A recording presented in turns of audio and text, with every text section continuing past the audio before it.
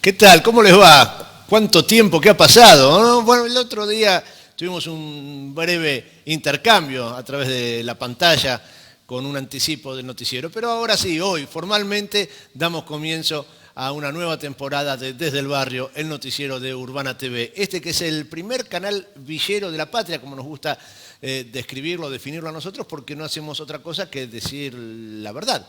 Así es, esta es la primera experiencia en la historia de la comunicación en la Argentina de un canal que tiene sus estudios, su planta transmisora, que hace sus programas desde una villa, desde un barrio popular en la República Argentina y tiene el reconocimiento por parte del Estado como canal. Así que el gusto, una vez más, como siempre se los digo, de estar con ustedes compartiendo este programa. Ya está gran parte del equipo trabajando, estamos intentando encarar algunas reformas técnicas que nos permitirán salir ya mañana, pasado, en directo a través de YouTube para todo el mundo, que nos permitirán, llegado los primeros días de abril, ya estar transmitiendo en la televisión digital abierta con el 32.2, así que en eso hemos estado poniendo esfuerzo durante este tiempo, tratando de mejorar lo que es la salida del canal. Bueno, en este tiempo que no nos hemos visto han pasado infinidad de cosas, ¿no? Situaciones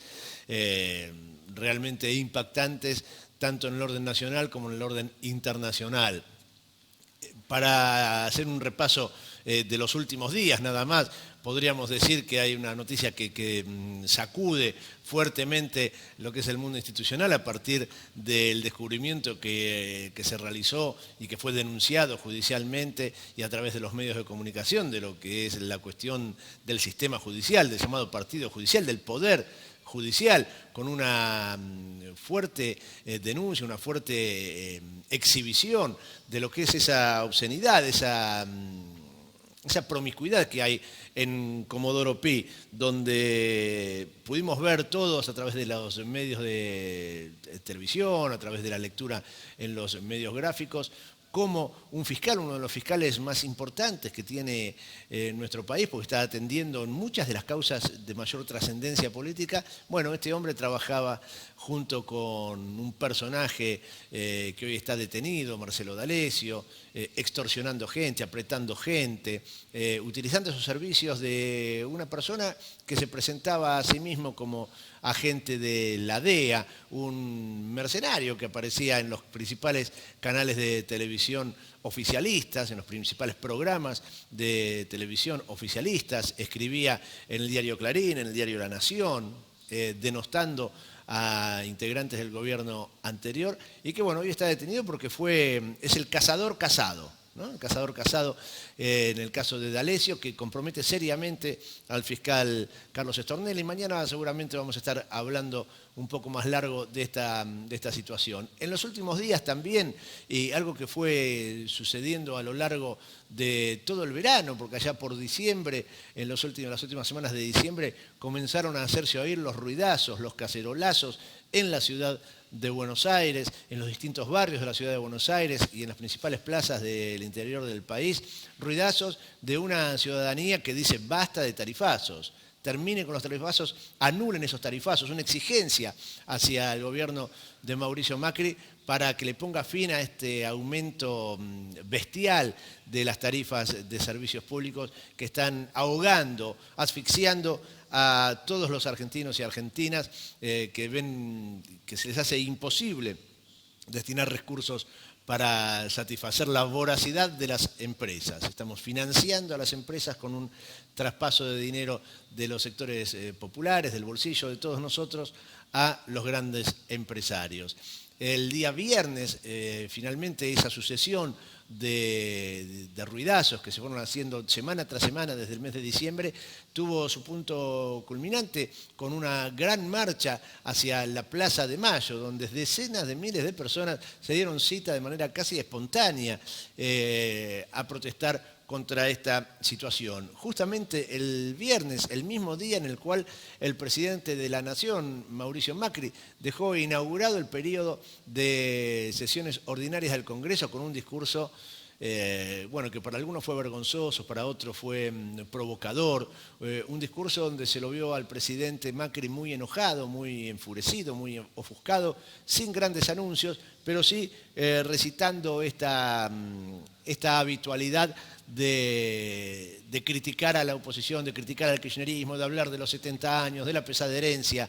Bueno, vimos un Macri con un guión muy bien aprendido, con todos sus funcionarios, como siempre, muy coacheados, todos prolijitos, con la misma corbata, con la misma camisa. Bueno, en las manos de Durán Barba estamos los argentinos, porque ese enojo del presidente, ese aparente enojo del presidente era algo también actuado, quizás en el caso de Mauricio Macri sobreactuado, porque las mismas expresiones se vieron en la inauguración de las sesiones en La Plata con la gobernadora María Eugenia Vidal y con otros intendentes del oficialismo a lo largo del país, que tuvieron las mismas inflexiones, la misma forma de hablar, los mismos enojos, las mismas caras. Bueno, eso estaba claramente armado. Un presidente que después de hacer esa actuación de enojo, de aparente enojo en el Congreso, se tomó un avión y se fue al sur a descansar una vez más. ¿Cuántos días de vacaciones tiene Mauricio Macri? ¿Cuántas veces se va a descansar Mauricio Macri estando en la función pública? Es algo recurrente, ¿no es cierto? Sin embargo, en esta ocasión, el descanso del presidente fue abruptamente interrumpido. Se había ido a San Martín de los Andes, tuvo que volver. ¿Por qué? Bueno, porque el día sábado se conoció el fallecimiento de su padre, Franco Macri, un empresario que se enriqueció largamente con el esfuerzo de los argentinos, que en más de una ocasión, les pagamos sus deudas. Las deudas que tenían con el sector privado se las financiamos nosotros, los argentinos, a Franco Macri. Bueno, falleció el padre del presidente el día sábado, cierto estupor, algunas palabras de condolencia. Para mucha gente la muerte purifica, enaltece. No, bueno, no es mi caso. Yo creo que las malas personas en vida deben ser consideradas y recordadas así, como malas personas. Y la gente que se enriqueció a costa del esfuerzo del pueblo argentino, que se benefició de la dictadura cívico-militar, genocida, por ejemplo, la muerte no la hace más buena.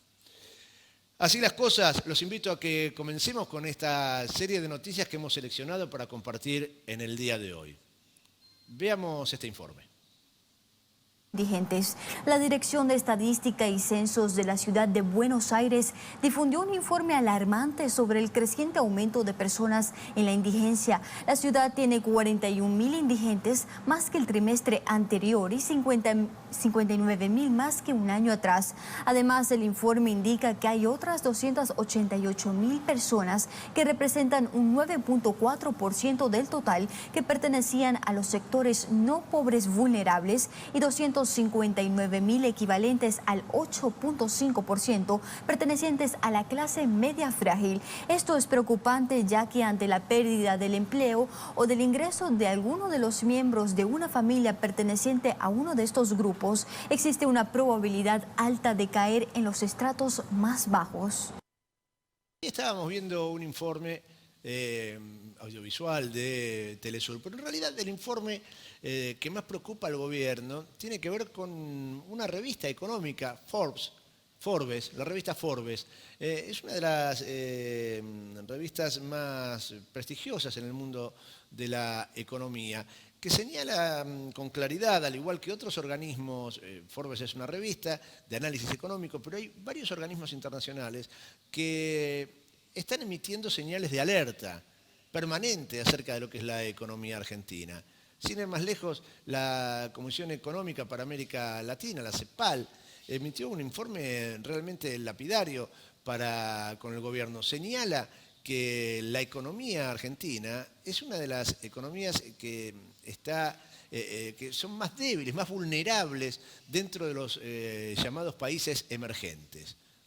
A pesar de la fuerte erogación, del fuerte respaldo brindado por el Fondo Monetario Internacional a la gestión de Mauricio Macri, al quien le otorgó, recuerden ustedes, en primera instancia 50.000 millones de dólares y luego 7.500 millones de dólares más para intentar ordenar la economía, para intentar frenar la escalada, la disparada del dólar, que el año pasado llegó a los 36, 38 pesos, después llegó a los 40, pero ¿se acuerdan ustedes de aquella disparada bestial del mes de abril del año pasado, hace ya casi un año, cuando todo entraba en un tembladeral? Ahí apareció la negociación con el Fondo Monetario Internacional, que entregó esa suma de dinero para que se pudiera controlar la disparada del dólar. ¿Qué pidió el Fondo Monetario Internacional a cambio de eso? Bueno, déficit cero, nada nuevo. Reducción de salarios, flexibilización laboral, trabajar en la cuestión previsional, lo de siempre. Bueno, sin embargo, nada de eso está alcanzando. La realidad es que la Argentina, nuestro país, aumentó la incidencia del endeudamiento en un 20%, en 20 puntos. En 20 puntos aumentó la incidencia del endeudamiento en lo que tiene que ver con el Producto Bruto Interno. Es realmente preocupante, escalofriante. Estas son datos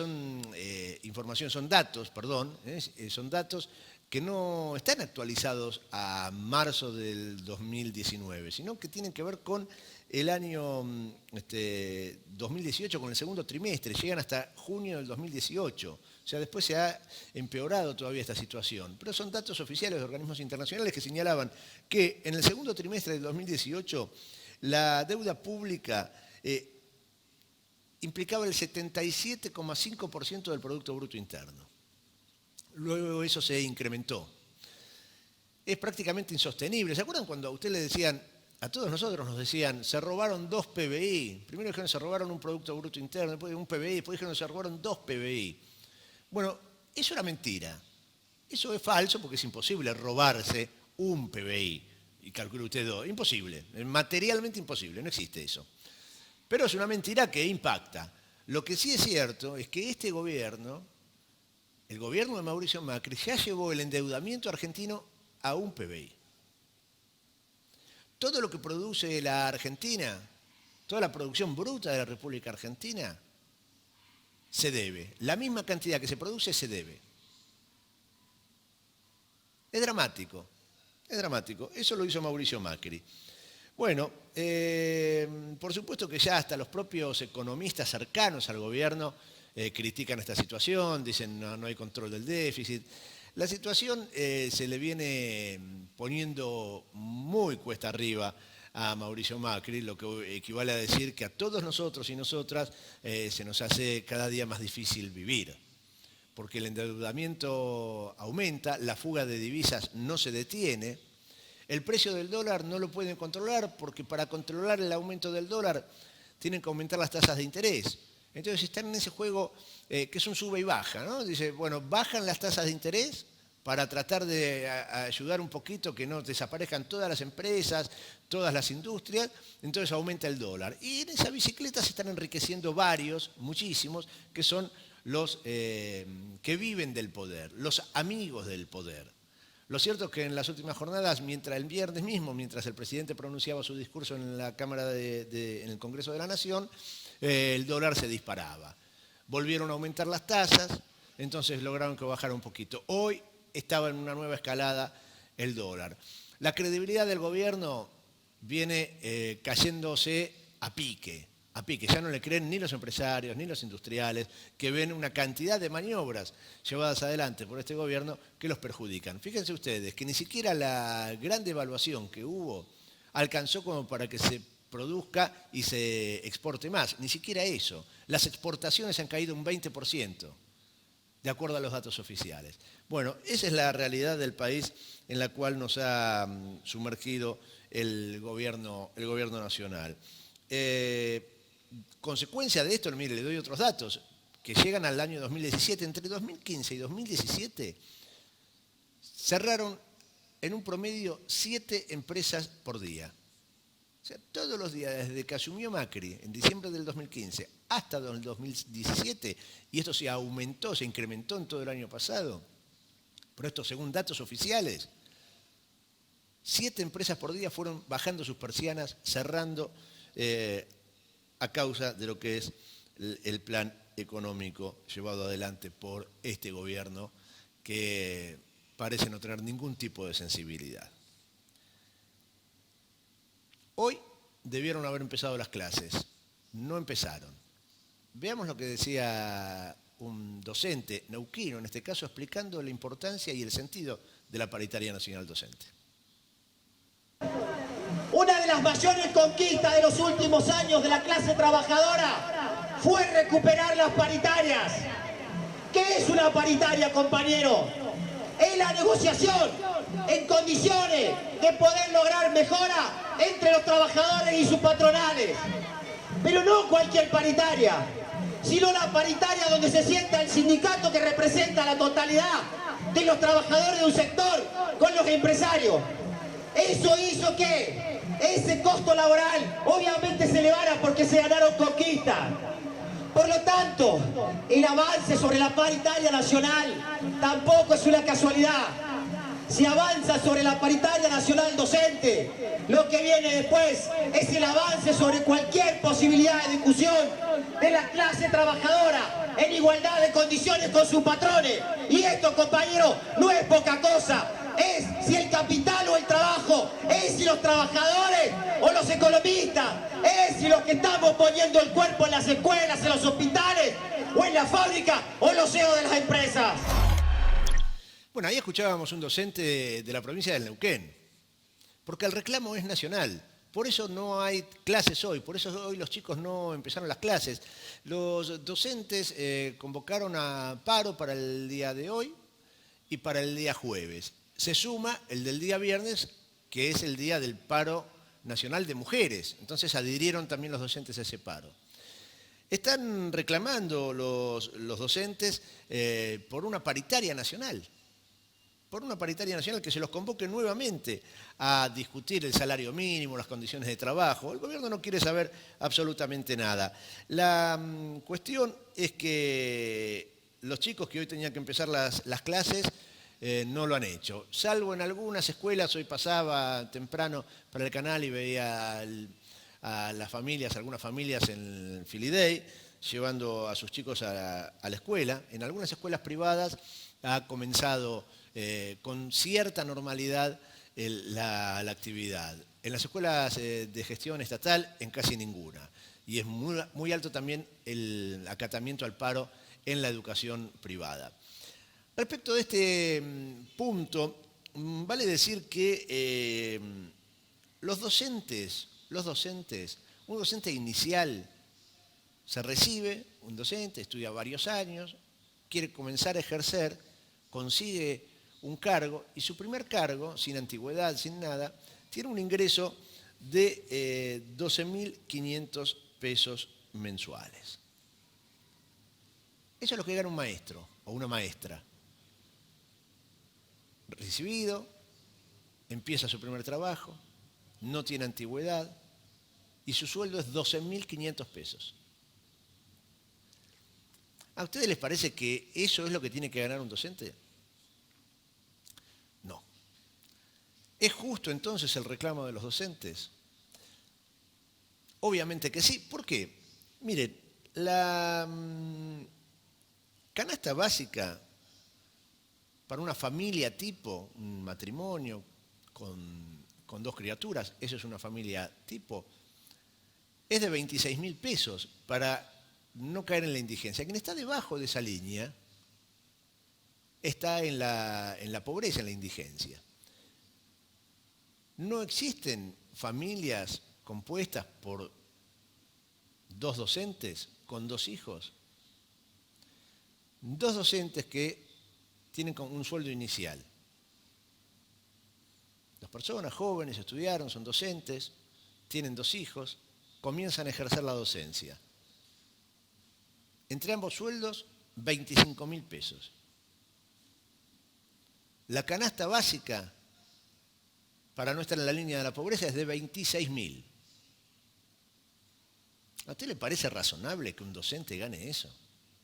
Por supuesto que todos los sueldos están deteriorados, caídos, pero un docente, no nos llenamos la boca hablando de la importancia de la educación, que es el futuro, qué es lo que nos puede permitir salir? Claro que sí. Las personas a las cuales les entregamos a nuestros hijos, ¿pueden tener sueldos de hambre? No, ¿no es cierto? Claro, hay 17 provincias en las cuales no se llegó a un acuerdo salarial. O sea, no es no es un grupo, no es un sindicato.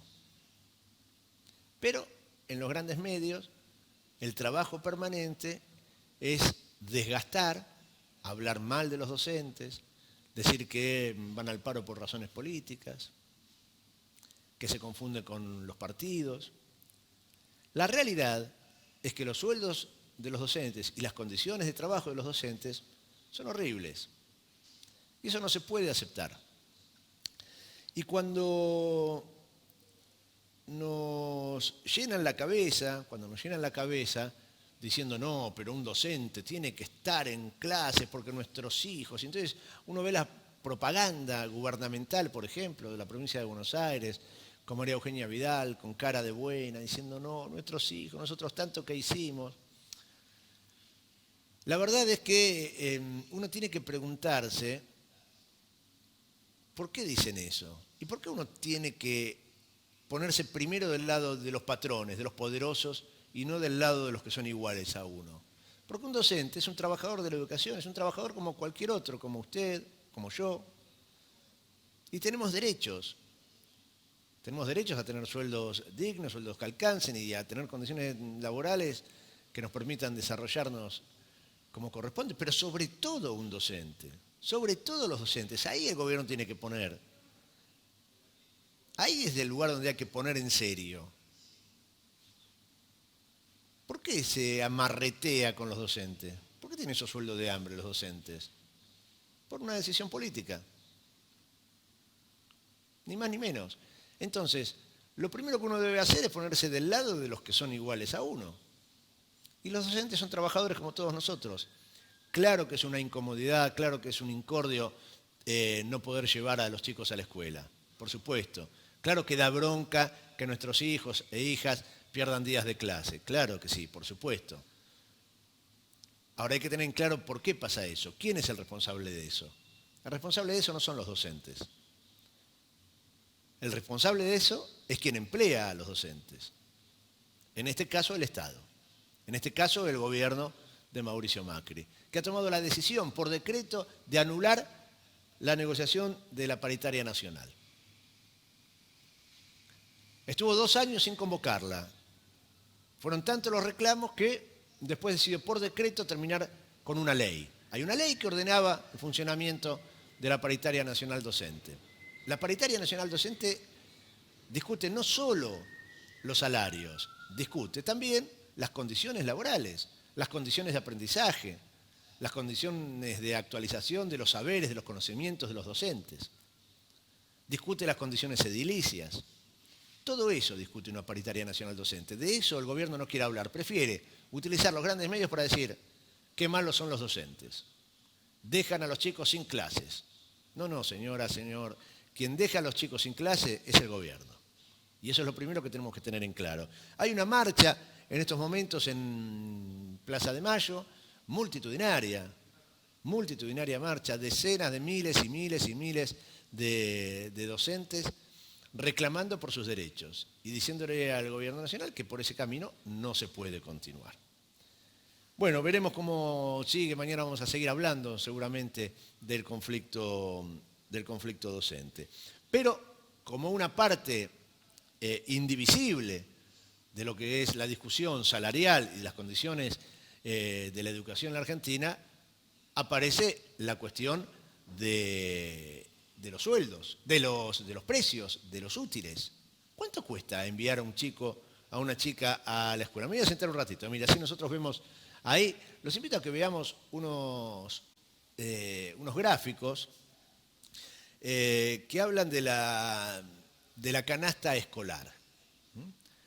Ahí los vemos, y es un comparativo, un estudio que hizo el Centro de Economía Política Argentina, el CEPA, un cuadro de la evolución de los precios desde el año 2016 hasta la actualidad.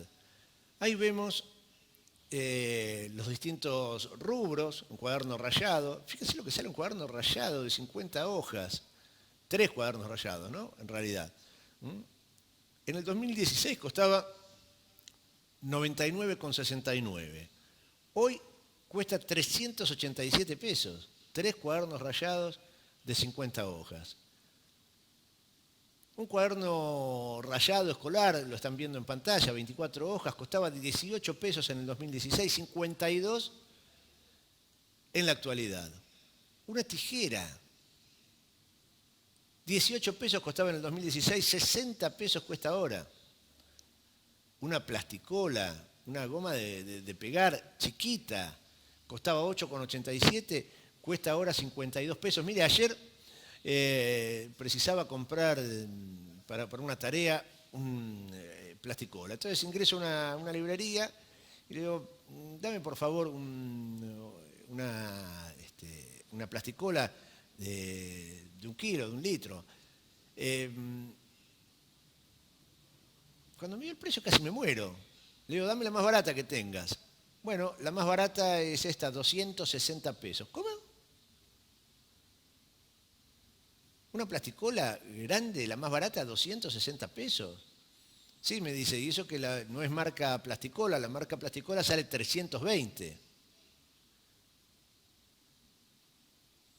Terminé comprando la de medio litro a 140 pesos. Una locura. Está bien, era una librería en el barrio de Caballito. Puede estar alguna un poco más barata, pero fíjense, vamos de nuevo al cuadro, ¿no? Vamos a ver de nuevo el cuadro de los precios. Ahí tenemos. Una lapicera, por ejemplo, que costaba 17,80 en el 2016, ahora cuesta 52,30. Un sacapuntas, costaba 4 pesos con 55 en el 2016, ahora cuesta 30 pesos. 42 pesos. 42 pesos. ¿Cómo 42 pesos un sacapuntas? Un lápiz negro pasó de 5 pesos a 22. Un lápiz negro.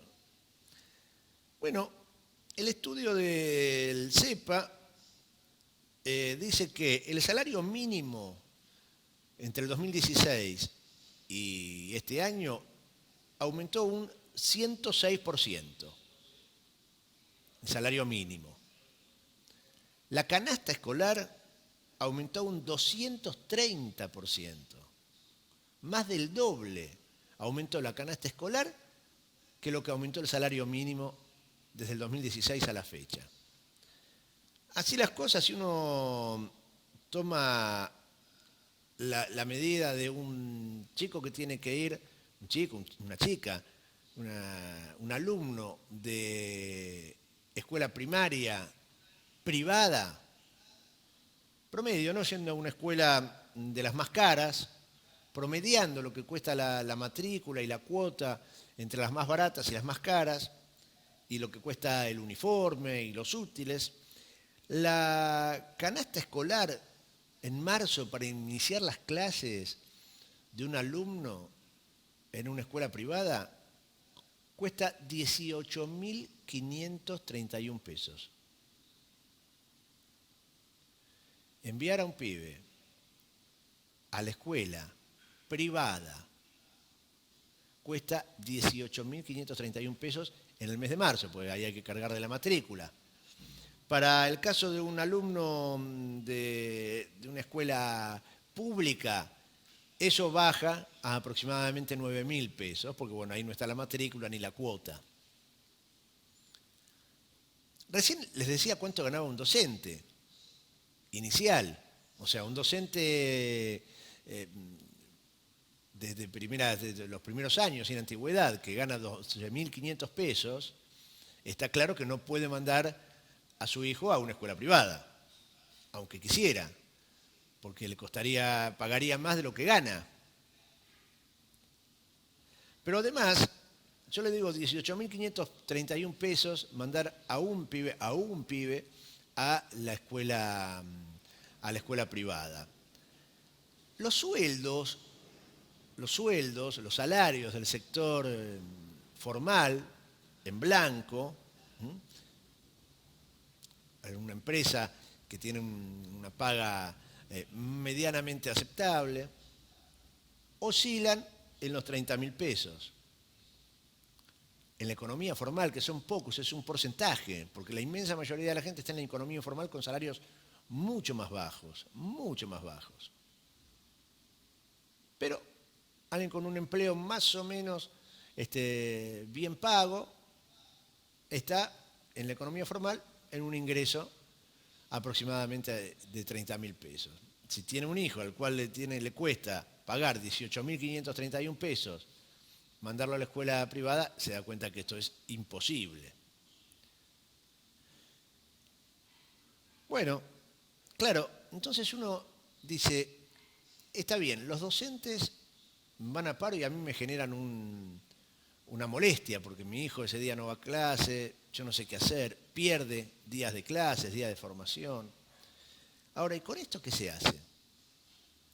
¿Con esto qué se hace? Con lo que cuesta mandar un pibe a la escuela. Porque, claro, si uno hace esfuerzo, dice, bueno, yo hago todo el esfuerzo porque lo más importante es que mi hijo, mi hija, que mis hijos vayan a la escuela, ¿de acuerdo? Entonces hago el esfuerzo que sea para que mis hijos vayan a la escuela y estén en buenas condiciones, entonces le compro todos los útiles, el delantal, las zapatillas, todo lo que hace falta. A costa de no comprar y no pagar otras cosas, servicios, bajar la calidad de la comida, bajar la calidad de la ropa del resto de los integrantes de la familia. Puede ser. Póngale que hace todo ese esfuerzo. Dejar de salir algún día, aquellos que todavía pueden hacerlo. Ahora, todo eso, ¿no influye en la educación de los hijos también? Porque por un lado valorarán el esfuerzo, aprenderán a esforzarse, pero el resentimiento de no poder, de ver cómo su familia no puede comer lo que tiene que comer, comprar la ropa que tiene que comprar, poder disfrutar del derecho a la diversión. ¿Eso no es importante? Bueno, verdaderamente, se lo vea por donde se lo vea, la política económica del gobierno de Mauricio Macri está haciendo desastres en el pueblo argentino. Por supuesto que no en todos, ¿no? Por supuesto que no en todos. Y ahora vamos a hablar un poquito de eso cuando hablemos de la ciudad de Buenos Aires. Pero dejemos atrás el problema dramático de la educación, de lo que cuesta mandar a los chicos a la escuela, de cómo a las familias no les alcanza y todos los conflictos que eso trae aparejado. En el comienzo les hablaba de la cantidad de empresas que han cerrado en promedio por día en la Argentina. Fíjense lo que pasa con los kioscos. Los kioscos. Los kioscos donde uno va a comprar golosinas, cigarrillos y demás. Vean este informe. En este caso, Sandro, que es un kiosquero de familia, el abuelo, el papá, la mamá, todos kiosqueros. Él también hace 10 años aquí con este negocio. ¿Cómo hace? Después de cumplir con su horario, cuando baja la persiana de este lugar, toma una heladerita, que es esta que está acá, la llena de botellas de agua y vende 2 por 50, 1 por 30, 2 por 50. No la vende aquí en el negocio. Lo que hace es ir al parque Centenario, que está muy cerquita de acá, y se pone a vender. Sandro, es la alternativa que elegiste, que buscaste a partir justamente de esta situación. Buen día. Buen día. Es una alternativa nueva que tomé. Las cuentas no están cerrando y no puedo quedarme parado acá porque si me quedo acá parado, así sea un comercio donde no se está vendiendo prácticamente nada, directamente tengo que cerrar. Entonces, mal que mal, puedo ir a vender un poco de aguas y sumar más plata para pagar impuestos, que es lo único que estamos haciendo. Y por supuesto, con la venta de agua no solucionas mucho, paliás un poco la situación. ¿Y cómo haces con el resto del día, con un local abierto, con lo que significa? Nosotros hace 1 hora que estamos acá. Sí. Creo que entró una persona a comprar. Exacto, entró una persona. Nada, tuve que parar de comprar como compraba antes, bajé la cantidad de compras. Está muy difícil la situación, muy difícil. Está bien, es una época donde es vacacional todo, pero desde diciembre que esto no se movió nada. el clima festivo no existió directamente, las compras festivas tampoco. Entonces es aguantar y nos siguen matando con los gastos. Festejamos prácticamente escuchando cómo nos suben todo. Bueno, el lamento de este kiosquero, claro, no le alcanza, tiene el kiosco y tiene que salir a vender como un vendedor ambulante. Eso acá en la ciudad de Buenos Aires, en Caballito. Les cuento, en Córdoba, dice la gente de UCRA, que es la Unión de Kiosqueros de la República Argentina, entre el 2016 y el 2018 cerraron 4.500 kioscos. En 2 años cerraron 4.500 kioscos en Córdoba.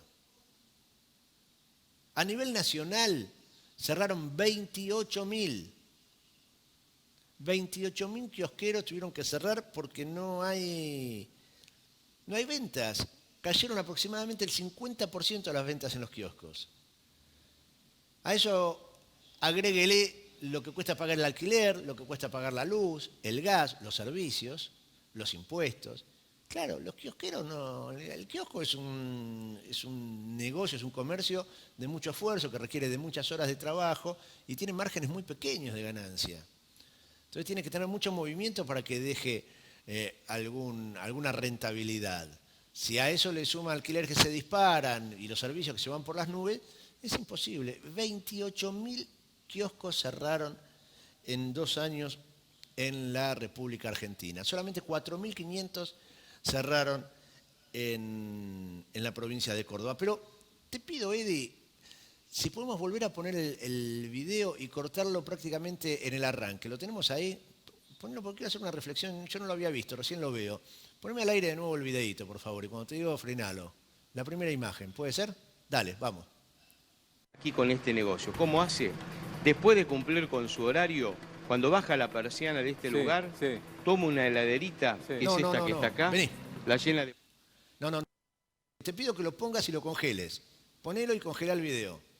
Sí, ponele pausa. Ponelo de nuevo y ponele pausa cuando se ve la imagen de este hombre hablando.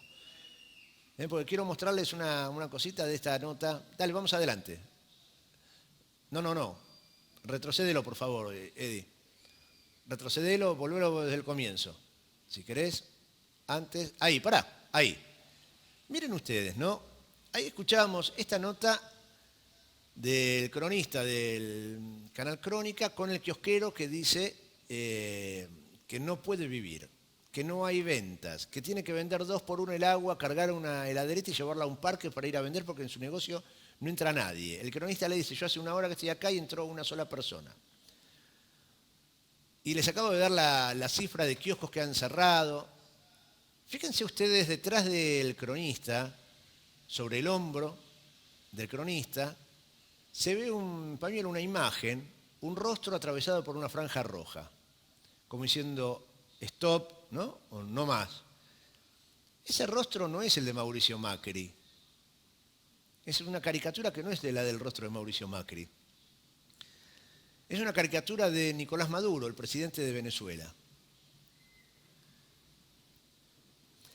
O sea, que este hombre que dice que no vende, que le entra una persona en 1 hora, que tiene que además de tener el kiosco salir a vender en un parque, pone en su vidriera un pañuelo con la imagen de Nicolás Maduro, no Maduro. Ahora, vení, por favor, Eddie.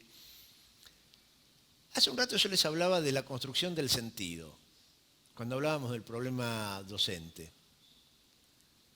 ¿Por qué ese kiosquero no tiene en su vidriera una imagen con la cara de Macri que diga, basta Macri? ¿Qué funciona en la cabeza de este hombre que años atrás vivía bien con un kiosco y que ahora tiene que, además de tener el kiosco, salir a vender las cosas del kiosco en negro con una heladerita a un parque? Porque no entra nadie al kiosco. Y este hombre tiene ese pañuelo detrás de él que dice no a Maduro, porque le han llenado la cabeza que en Venezuela no se puede vivir. ¿Se dan cuenta el contrasentido? ¿Cómo le trabaja en la cabeza? Este hombre que no puede sostener su trabajo que tiene que hacer esfuerzo sobre esfuerzo para poder pagar las deudas. Lo dijo él, no lo digo yo. Este hombre que pertenece a un comercio, un ramo del comercio, que es el de los kiosqueros, que han cerrado 28.000 kioscos en 2 años, en lugar de poner una imagen de Macri diciendo basta, pone una imagen de Nicolás Maduro. Y seguramente dice, no, en Venezuela no se puede vivir, el desabastecimiento, la gente no tiene plata para comprar. ¿Y acá qué pasa? Y seguramente escucha a este hombre como le dicen, no, íbamos camino a ser Venezuela. Con el gobierno anterior íbamos camino a ser Venezuela. Y ahora le vuelven a decir, si gana Cristina, si gana el kirchnerismo, vamos a hacer como Venezuela. Y Venezuela es malo porque no se consume. Yo le aclaro, entre paréntesis, que es mentira. Estuvimos nosotros en Venezuela, dentro de poquitos días vamos a estar poniendo al aire el material. Y no es lo que sucede en Venezuela. En Venezuela la gente trabaja, es pobre, es humilde, es sencilla, hay bajo consumo, pero viven con dignidad, ¿eh? Viven con dignidad, todos. Y la educación es pública, y la salud es pública, y gratuita. Eso pasa. Y este hombre no puede, no le alcanza para vivir, nadie entra a comprar, y en lugar de tener una imagen de Macri, tiene una imagen de Maduro. Por eso yo le hablo de lo que es la construcción del sentido. Cómo nos distraen, cómo nos inventan a los buenos y a los malos, y nos hacen dudar de la realidad inclusive, de lo que es obvio. Y a uno no le alcanza para comer y cree que el problema es de uno. Y uno ve que los docentes van al paro porque no les alcanza para comer, porque no les alcanza para desarrollar dignamente su trabajo, y se enoja con los docentes. Y este señor no le alcanza para sostener a su familia, tiene que salir a vender y esfuerzo sobre esfuerzo y demás, y se enoja con Nicolás Maduro. ¿Se da cuenta cómo nos manejan la voluntad y muchas veces ni nos damos cuenta? Por eso intentamos aquí desde el barrio ayudarnos entre todos a pensar y ver estas cosas, ¿no? Pero le doy otro informe de la economía. Fíjese lo que pasa con la industria automotriz. Llegó a tener producción récord la Argentina en los años anteriores. Casi todos pudieron acceder o a su primera moto o a su primer autito. No es esa la realidad hoy. Mientras la realidad era, antes que se podía acceder a una moto, a un auto, nuevo, usado, ahora la realidad es que no. La realidad es que en el mes de enero se cayeron un 50% las ventas de automotores. La realidad es que la producción de automotores en el mes de enero cayó un 38%. La realidad es que las grandes empresas y terminales automotrices, PSA, Peugeot, Honda, que empezaron con una cantidad de suspensiones y de cierres temporales de las plantas industriales, ahora son acompañadas por otra empresa grande, Renault, una multinacional. La multinacional Renault aprovechó los 2 días de feriado de carnaval y agregó 3 días más de suspensión para tener su planta cerrada. En Córdoba, la planta de Renault cerró toda una semana. 1.500 trabajadores suspendidos. 1.500 trabajadores que mientras dure esta decisión empresarial van a cobrar el 70% de su sueldo. Esa es la realidad. No la que nos contó Mauricio Macri el viernes en el Congreso cuando dijo se crearon 700.000 puestos de trabajo. Hay que ser cara dura, ¿no? Hay que ser cara dura para decir que se crearon 700.000 puestos de trabajo, para decir que hoy los argentinos estamos mejor que en el 2015. Eso lo dijo el presidente de los argentinos. Cara dura. Un mentiroso de punta a punta, de cabo a rabo. De los pies a la cabeza, como usted quiera. Mentiroso profesional. Claro, él y sus funcionarios repitieron muchas veces esa frase, a los argentinos les hicieron creer que podían tener aire acondicionado, que podían tener autos. No es que nos hicieron creer eso, los teníamos. Podíamos comprar autos, podíamos comprar aires acondicionados, productos electrodomésticos, artículos electrodomésticos. Claro, podíamos hacerlo. No nos lo hicieron creer, lo podíamos hacer. Hoy, aunque nos lo quieran hacer creer, no podemos. Aunque Macri diga en un discurso que creó 700.000 puestos de trabajo y que estamos mejor que en el 2015, la realidad, que es la única verdad, dice que eso es falso. Estamos peor, no hay más trabajo y no podemos comprar las cosas que queremos comprar. Hasta nos cuesta mandar a nuestros hijos a la escuela. Por eso mucha gente ha pasado a sus hijos de la educación privada a la educación estatal, porque no puede pagar. Esa es la realidad. En el rubro automotriz, ya lo había anunciado Ricardo Piñanelli, el secretario general del ESMATA, del Sindicato de Mecánicos. Se esperan en estos primeros meses del año 15.000 pérdidas de trabajo, de puestos de trabajo. Es realmente dramática la situación, realmente dramática la situación. Es tan dramático que aún en los lugares más acomodados del país, como puede ser la ciudad de Buenos Aires o el Gran Buenos Aires, hay gente que se tiene que desconectar de la red de gas. Veamos esta nota.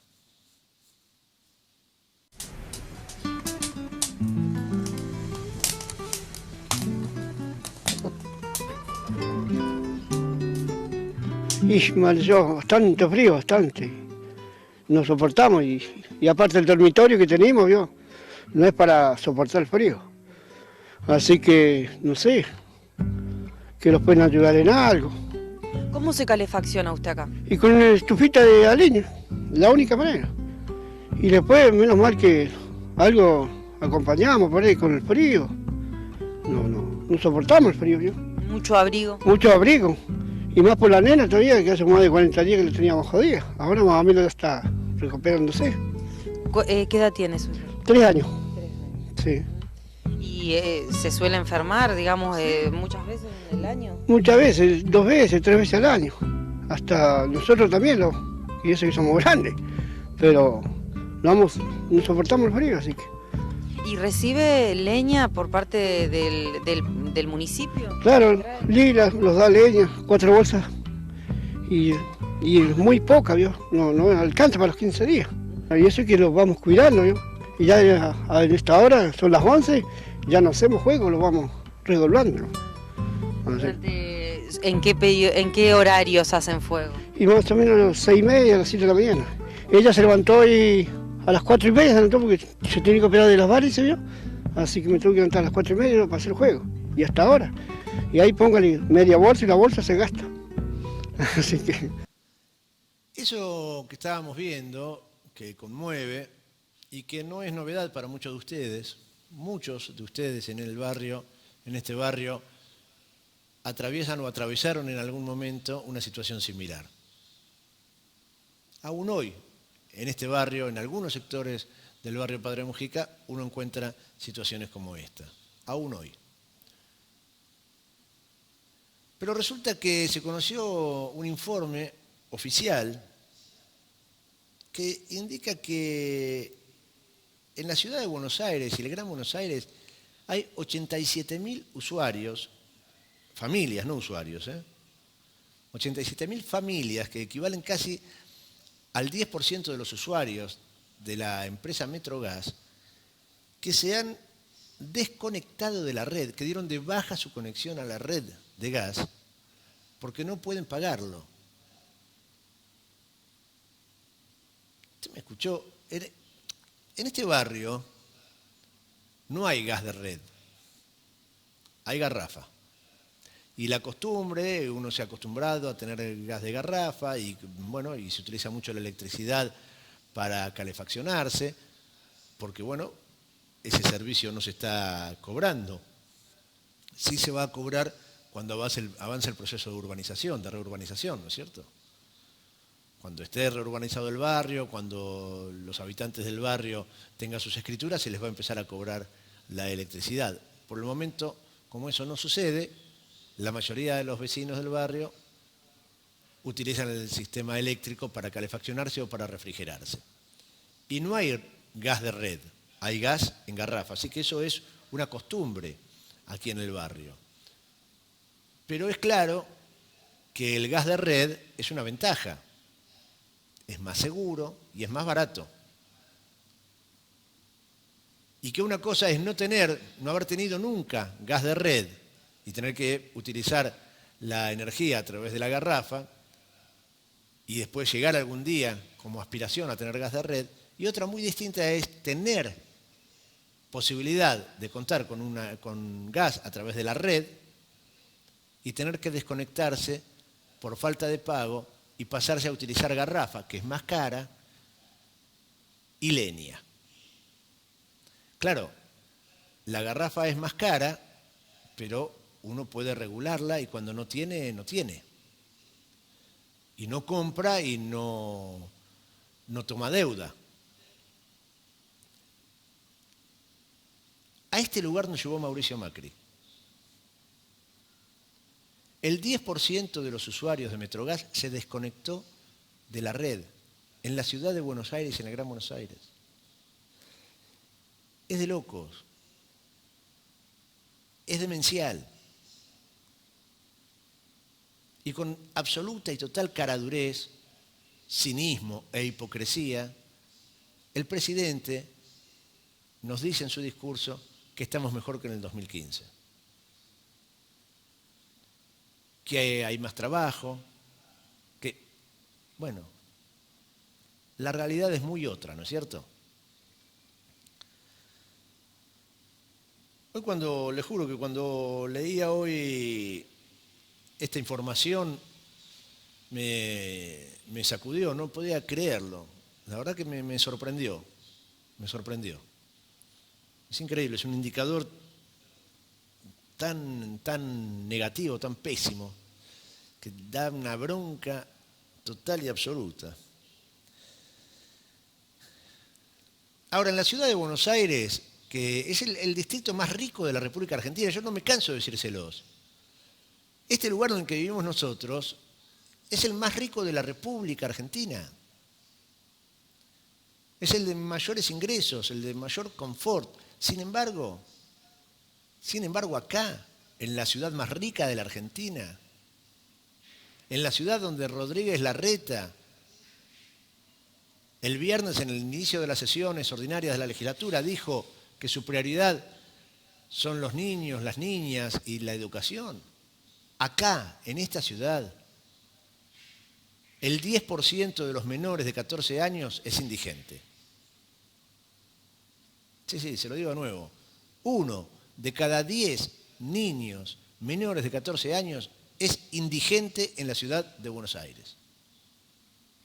Veamos estas imágenes de lo que ya es un paisaje cada vez más habitual en nuestra ciudad. La gente durmiendo en la calle y viviendo en la calle.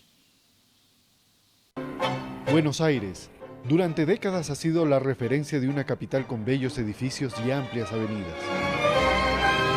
Puerto Madero es la zona más cara y atractiva de la ciudad moderna. No deja de ser admirable. Sin embargo, mientras uno disfruta de la ciudad, en las calles surgen contrastes terribles. Familias enteras que viven y duermen en las aceras sin techo, sin hogar. No son mendigos, no están pidiendo dinero, son gente en muchos casos que eran de clase media, pero luego no pudieron pagar los arriendos o aún mucho peor, no pueden siquiera pagar el transporte hasta sus hogares, en la lejana periferia. Así que, con sus muebles de sala y colchones de sus camas, viven en las calles. Este fenómeno urbano ya existía desde hace muchos años, pero siempre se trataba de hombres adultos que escaparon de sus hogares y tenían algún tipo de adicción. Hoy, en cambio, son la familia entera, padre, madre y sus pequeños quienes viven en la calle. Los padres trabajan en algún oficio, como electricistas, obreros de construcción o cuidando carros. Y es que justamente ha decaído el empleo en la construcción y otros servicios, por lo que alternativas no tienen. Según un reporte de diario El País de España, informa que en Argentina, solo durante el primer año de gestión de Macri, hay 1,5 millones de nuevos pobres y 600.000 indigentes, sobre todo por la inflación y recesión. Libro de cabecera. Este hombre a veces trabaja de electricista, le gusta leer y espera algún cambio. Votó por Macri, esperando el anhelado cambio que solo ha profundizado su miseria. Tú dices que el presidente actual les traicionó, ¿por qué? Y porque es corrupto. ¿Es corrupto? Bien corrupto, que todos los días aumenta. Todos los días aumenta algo. Aumenta algo, y con eso te digo todo. Uno no es tonto, cae de un caco. Uno se da cuenta de la vida, loco. El que gana 10.000 pesos no le alcanza para nada. Entonces tendríamos que ver un poco más parejo, que el sueldo sea algo acorde a lo que está la vida. La verdad no entiendo mucho de política, tampoco estoy muy metida, pero no considero que estemos bien, digamos, que el país esté bien. No puedo pagar nada, tipo, ahora el año que viene me parece que me va a tener que ir para el conurbano, porque acá en Capital está cerca del laburo, no lo puedo costear. Es un país, no creo que llegue a terminar el mandato Macri, la verdad, sinceramente. Y así, ante la mirada indiferente, la pobreza se extiende en las calles de Argentina, sin saber cuántos entran a vivir en ella, producto de la destrucción del empleo y políticas sociales cada vez más inexistentes.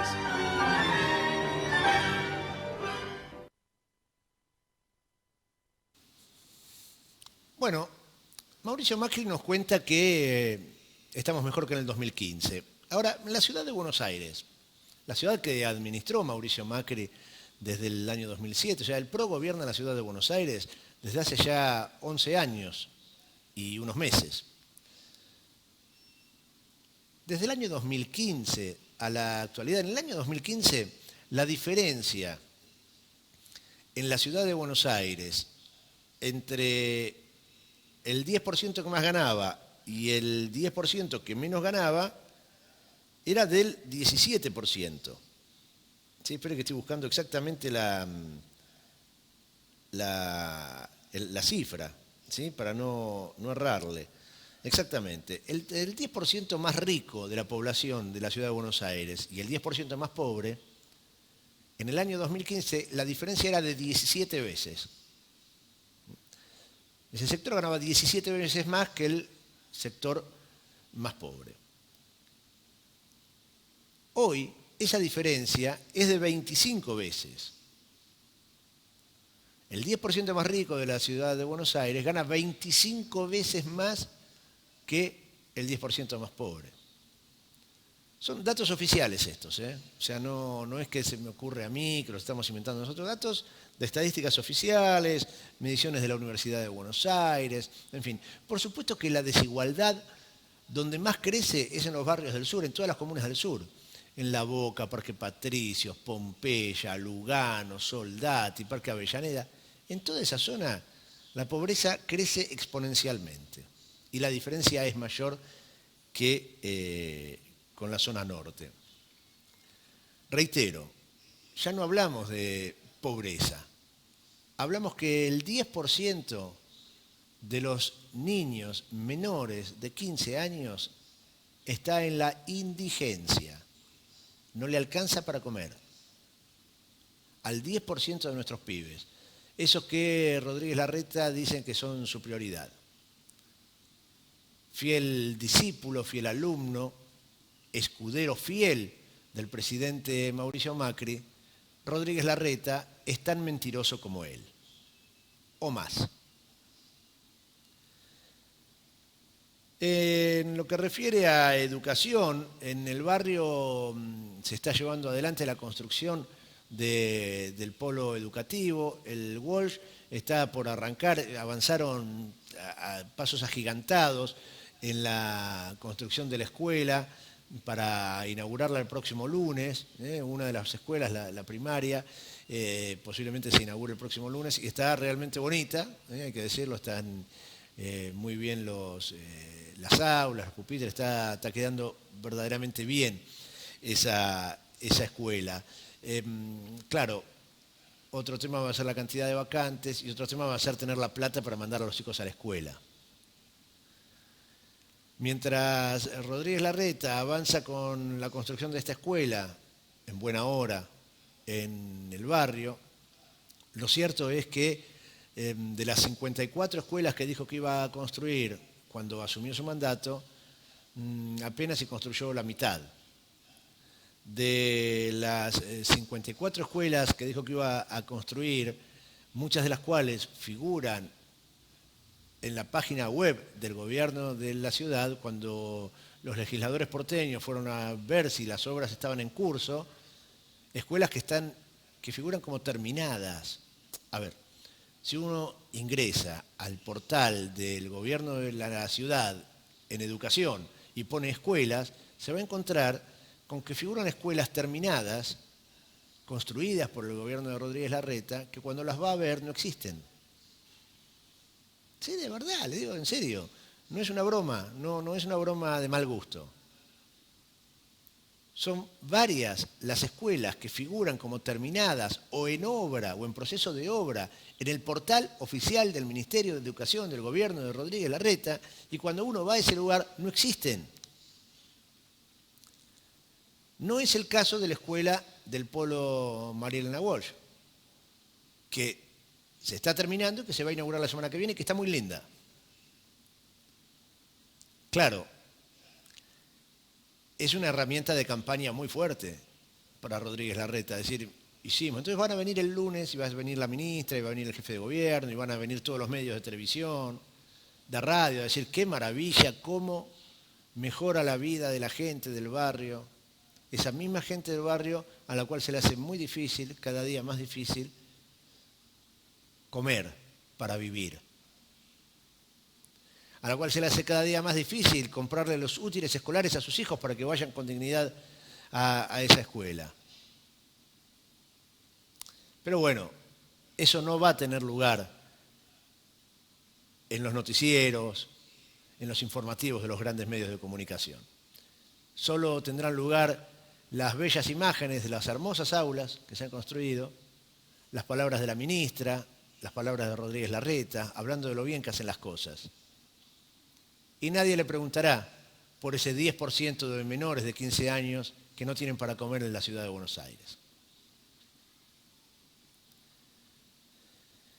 En fin, vamos a una buena noticia, tiene que ver con una información que viene del exterior, que tiene que ver con la salud y tiene que ver con el SIDA, el VIH-SIDA. Se conoció que en Londres apareció un paciente que fue sometido a trasplante de médula con tratamiento especial y que ya lleva varios meses, 18 meses, sin señales de la enfermedad. Veamos las imágenes y seguimos con esto. Personas contraen el virus a través de las relaciones sexuales sin uso de preservativo. En la Argentina, más de 120.000 personas tienen VIH. El 30% no lo sabe. Un simple pinchazo en el dedo y unas gotitas de sangre son fundamentales para la detección precoz y un tratamiento a tiempo. Bueno, esto que es un flagelo de la humanidad. Miren, por acá yo tenía la cantidad de gente. ¿Sabes cuánta gente mató el SIDA desde que se lo descubrió? 39 millones de personas.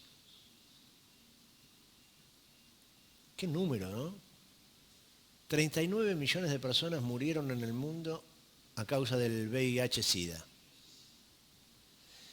Y esta información es muy buena, es muy positiva porque es el segundo caso que se conoce de un paciente que recibe un tratamiento que logra remitir completamente el virus. El primero había sido conocido como el paciente de Berlín, y el segundo caso, este más reciente, del cual no trascendió el nombre, se lo conoce como el paciente de Londres.